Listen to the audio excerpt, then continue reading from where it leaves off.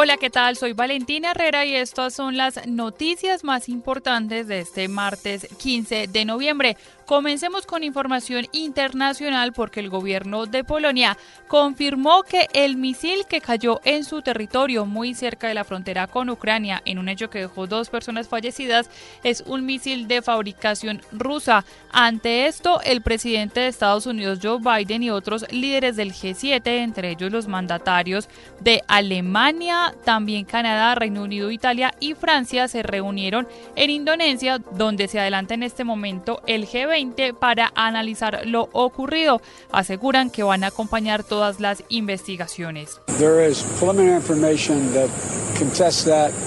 I don't want to say that till we completely investigate, but it is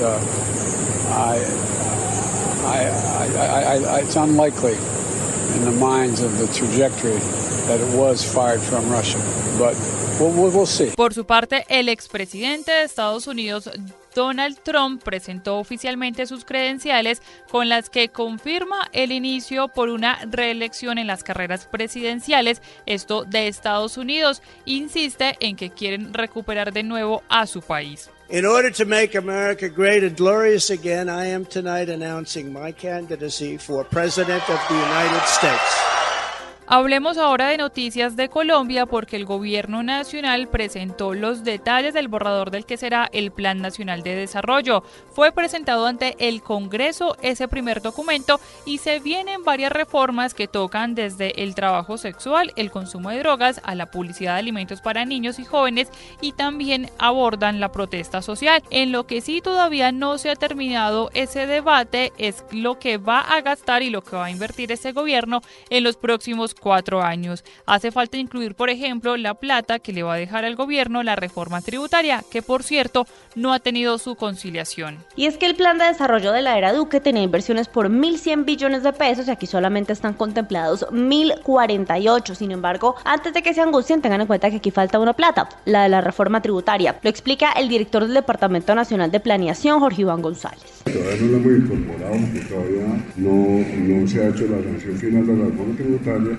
Vamos a introducir todos los proyectos de inversión dentro del marco fiscal de mediano plazo. Y no estamos hablando de poca plata, son por lo menos 80 billones de pesos en impuestos adicionales y unos 50 billones más por medidas antievasión. Según el gobierno, en los próximos 2 años va a haber un apretón de cinturón y ya después de 2025 pues se van a cumplir las metas de deuda y se podrán aumentar el ahorro y la inversión para cumplir todas estas promesas del plan de desarrollo. Y el presidente Gustavo Petro hizo un balance de sus primeros 100 días de gobierno, acompañado de todo su gabinete. Leyó 50 puntos que él considera han sido sus mayores logros durante estos días. Para empezar, aseguró que aún están gobernando con un presupuesto del último tramo que dejó el expresidente Iván Duque y con su plan de desarrollo, pero también explicó que sus políticas irán enfocadas en la justicia social y en la justicia ambiental. Resaltó la ratificación del acuerdo de Escazú, haber retomado los diálogos con el ELN y la reforma tributaria presentada en el Congreso, entre otros acuerdos. Pero también cuestionó los altos precios, por ejemplo, de la carne de res. Se ha llegado a ese punto porque el INVIMA acabó con la figura del matadero municipal. Hay que dar vuelta atrás. Hoy se ha elevado el precio interno de la carne, no porque cueste más, sino porque la han equiparado al precio internacional de la carne que le pagan al exportador de ganado en pie. Y el producto de eso es hambre en Colombia. Ante esto, la Fundación Paz y Reconciliación adelantó una lupa en detalle a lo que dicen los funcionarios del gobierno de Gustavo Petro. Señalan, por ejemplo, que han hecho 665 anuncios en estos 100 días, pero que solo el 80% de estos no se ha terminado de concretar. Mateo Piñeros tiene los detalles del informe. Pues la Fundación Pares entregó su balance sobre los primeros 100 días del gobierno Petro. La aprobación de la ley de paz total y la reforma tributaria que se presentó en el Congreso han sido sus mayores avances. Sin embargo, sus ministros hacen al menos 6 anuncios al día, de los cuales se concretan el 24%. El director de la Fundación Pares, León Valencia. Pues necesita corregir el desorden de la casa que se nota porque son anuncios, cada ministerio, cada funcionario está haciendo anuncios diarios. De esos anuncios, algunos se concretan en leyes, en decretos, en acciones, en directivas presidenciales. La mayoría no se han concretado todavía. Un caso que considera la Fundación Pares ha sido efectivo es el de la ministra de Vivienda Catalina Velasco, pues ha hecho 8 anuncios y concretó 4 de ellos. El ministro de Transporte, Guillermo Reyes, ha hecho 96 anuncios, de los cuales ha logrado concretar el 16%. El gobierno nacional alista una norma para tumbar el marco ambiental que permitía el uso del glifosato. Se trata de un decreto que deroga la norma 380 de 2021, a través del cual se proferió un marco regulatorio en materia ambiental para la aspersión aérea y había sido expedido por el gobierno anterior. En esa norma se establecía, por ejemplo, que no se podían fumigar las áreas del sistema Parques Nacionales Naturales, los parques naturales regionales y otros ecosistemas estratégicos. Pero ahora lo que ha preparado el gobierno de Gustavo Petro tiene solamente un artículo y lo que hace es tumbar dicho decreto. La razón es que, insiste, el gobierno de Gustavo Petro no le interesa utilizar la aspersión aérea con este herbicida como una lucha contra los cultivos ilícitos. La tarea en la que se está concentrada el gobierno nacional tiene que ver con la atención de las lluvias. Estas no solo están dejando emergencias por todo el país, sino que también le están pasando cuenta de cobro a la economía. Y es que el país creció 7% en el tercer trimestre del año, pero el resultado habría sido mejor si no fuera por la mala temporada climática. Esto dijo la vocera del DANE. Productos como la piña, la naranja, procedentes de departamentos como Santander, Valle del Cauca y demás, además del café. Y el otro elemento que destacábamos por sus reportes de menor producción era el arroz variedad tipo PADI. En esa medida, la Unidad Nacional para la Gestión del Riesgo de Desastres señaló que desde enero hasta la fecha, la ola invernal en el país deja un balance de 268 personas fallecidas, 61 que están desaparecidas y más de 721.000 afectadas, que representan aproximadamente 217.000 familias. En cuanto a infraestructura, actualmente hay un saldo de 6.748 viviendas destruidas, 116.000 casas averiadas y también daños en 600 puentes vehiculares y peatonales. A propósito, la procuradora Margarita Cabello le pidió al gobierno que vaya a los territorios no solo a tomar notas, sino también a entregar resultados que sean de cumplimiento inmediato para mitigar todas las emergencias. Ese SOS va a ser con toda la fuerza para efectos de que tengamos algún tipo de reacción inmediata, porque la señora gobernadora me había llamado a mí hace una semana, 2 semanas, a pedirme apoyo. Tratamos de hacer algunos llamados, sacamos a los medios algunas opiniones, pero no dieron resultados. También el Ejército Nacional ha sumado ayudas y envió 150 soldados de la 13ª Brigada a que apoyen y agilicen las labores de búsqueda y manejos de basuras y escombros para mitigar la emergencia y los daños que siguen bloqueando la vía de La Calera hacia Bogotá.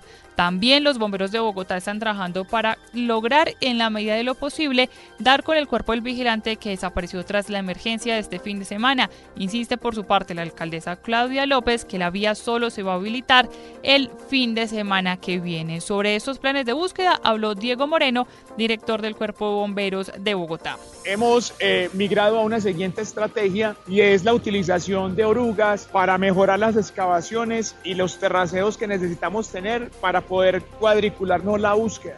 En noticias judiciales, la Sala de Definición de Situaciones Jurídicas de la Justicia Especial va a investigar a 33 militares del Ejército por el homicidio de Edwin Legarda, esposo de la senadora Aida Quilcue, quien fue asesinado en 2008 en el municipio de Totoro, en Cauca, y presentado además como una baja en combate por parte de algunos soldados. Legarda en ese momento se desplazaba en un carro junto a otra persona. Dice el documento de la JEP que estas personas recibieron varios disparos ocasionados por armas de fuego tipo fusil y las evidencias físicas halladas en el lugar de los hechos indican que las armas pertenecían a soldados del 7º pelotón de la compañía Galeón del batallón José Hilario López de esa ciudad. En otras noticias, en un principio el gobierno nacional había anunciado que la segunda semana de noviembre se iba a instalar la mesa de diálogos con la guerrilla del ELN y aunque se mantienen en que se retomarán las negociaciones este mes, aún no se ha anunciado el lugar ni la fecha donde empezarían dichos diálogos. El alto comisionado para la paz, Danilo Rueda, asegura que el proceso con el ELN avanza a paso firme y que por eso el país conocerá pronto el lugar donde va a instalarse la mesa y los nombres de la delegación que presentará el gobierno gobierno colombiano. De representación del gobierno nacional se conocerá en los próximos días, un día antes del reinicio de la mesa de conversaciones. Ante la primicia de Blue Radio de que el Consejo Nacional Electoral abrirá en las próximas horas una investigación administrativa y formulará pliego de cargos contra el exgobernador de Boyacá y también exprecandidato presidencial Carlos Amaya, así como el partido Dignidad por supuestamente haber violado los topes de campaña de la consulta presidencial, esto en la coalición Centro Esperanza el pasado 13 de marzo, Amaya respondió que aunque no ha sido notificado de la investigación, se encuentra absolutamente tranquilo y que está dispuesto a dar las explicaciones necesarias cuando sean requeridas. 6 millones de pesos en cualquier caso y en gracia de discusión, en una financiación de 2.853 millones de pesos que se decía como tope individual, pues no es ni siquiera el 0.2%. Aún así, estoy seguro que no hemos superado ningún tope. Y este martes también se confirmó el fallecimiento del profesor Gustavo Moncayo, quien se había convertido en símbolo de la paz en Nariño y Colombia. Desde Nariño, varias autoridades locales y departamentales expresaron sus voces de condolencia. Winston Viracachá estuvo en el lugar y recogió algunas de esas voces. Con gran amor por su hijo, el profesor Moncayo, acuerdo humanitario. Oriundo de Sandoná, un municipio localizado al occidente de Nariño, a los 69 años de edad y después de padecer un cáncer de hígado, falleció el profesor Gustavo Moncayo, quien se dio a conocer en el mundo como el caminante por la paz. Sus pasos fueron voces, creciendo en el sendero, y después del asombro vino la comprensión. Moncayo hace más de 20 años atrás conmovió al país luego que decidiera iniciar una larga caminata hasta Bogotá, exigiendo la libertad de su hijo, el sargento del Ejército Nacional Pablo Emilio Moncayo, secuestrado por la guerrilla de las FARC el 21 de diciembre de 1997. El profesor Moncayo siempre a donde llegaba expresaba estas palabras.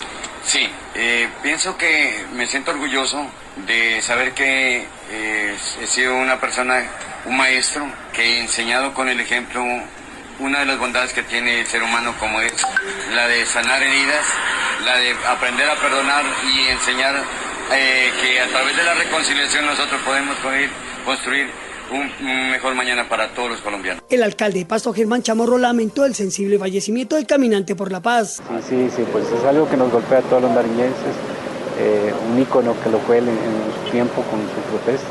Sus hijas y su esposa aún no han decidido dónde van a ser las exequias del caminante por la paz, si en la ciudad de Sandoná o en la capital de Nariño. Sigamos hablando de regiones porque pese a la poca participación de las comunidades, las autoridades en Antioquia dieron un balance positivo tras el simulacro de evacuación con las comunidades aguas abajo de Hidroituango. En total participaron 550 personas, sin embargo, insisten en que hay varios puntos a mejorar para la fecha en que se encienda la primera turbina. Esto dijo Jaime Enrique Gómez, director del DAGRAN en Antioquia. Tenemos algunas situaciones con respecto a las sirenas, en algunos puntos no se lograron escuchar. Las rutas de evacuación, pues obviamente hay algunas con dificultades por el tema de las lluvias y los puntos de encuentro también hay cosas por mejorar. Y cerramos con esta historia. En el mismo vuelo en el que regresó el presidente Gustavo Petro a Colombia luego de su gira internacional, viajaron 76 piezas arqueológicas precolombinas, algunas con cerca de 2000 años de antigüedad.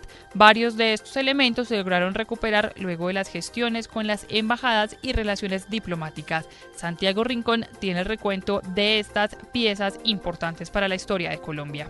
Efectivamente, en las últimas horas fueron presentadas en el Palacio de San Carlos, en la sede de la Cancillería, 76 piezas que se encontraban en las embajadas de Berna, La Haya y París y que fueron trasladadas aquí al país en el mismo vuelo que trajo al presidente Gustavo Petro de su gira por Egipto y Francia. Los bienes retornados provienen de devoluciones hechas a las embajadas en diferentes fechas. Por ejemplo, las 11 piezas de Suiza provienen de 4 casos facilitados por la cooperación en el acuerdo para retorno de bienes culturales que está vigente desde 2011. Las 15 piezas de La Haya y las 50 de París provienen de 4 entregas voluntarias de ciudadanos holandeses y franceses. Ángela Escobar es arqueóloga del Instituto Colombiano de Antropología e Historia y explica la importancia de estas piezas.